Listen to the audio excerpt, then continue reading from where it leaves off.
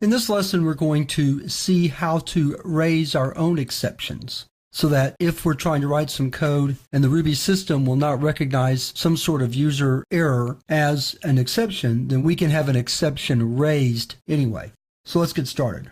We're going to call this program raise.rb.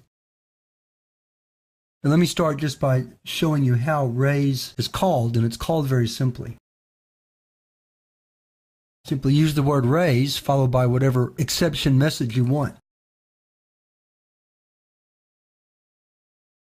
So let's watch what happens here.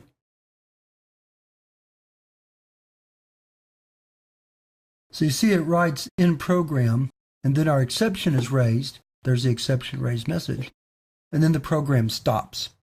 So the last part of our code back in program never is displayed because the exception, once it was raised, caused the program to end. Now let's look and see how we would use that in our own code and then handle it correctly with the begin rescue.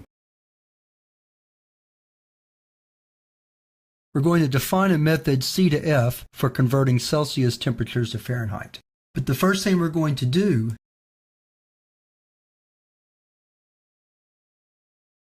is raise an exception if the argument to the method is not a number. So that's what we're doing right here with this part of the code. We're saying raise this exception unless temp is a numeric value. If it's not a numeric value, raise the exception. Otherwise, go ahead and convert the temperature. Like that. And then we can use it in a program.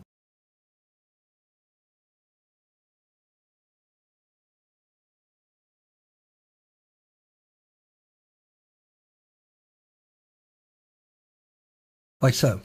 So let's save the program. Then let's clear the screen and run it. So we entered 100, but we got the exception argument was not a number. You probably saw why, because in our getS statement, we forgot to convert to integer. So T was received as a string.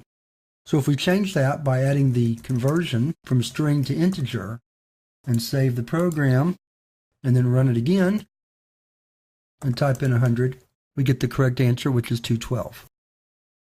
So this is one example of how you can raise your own exceptions and handle things the way you want to, rather than rely on the Ruby system to find the exceptions. Again, the reason for that is that you may have a situation in one of your programs that if the input is not correct, Ruby may not have an exception for that built in, but you want one yourself so that the program won't just automatically crash. So you can actually handle that exception correctly. And this is how you do it. And it's very simple. You just use the raise statement wherever you want to raise an exception when an error condition occurs. So that wraps up this lesson on raising our own exceptions, and we're going to move on to the last lesson of this chapter, where we're going to look at another way to do error or exception handling using something called catch and throw.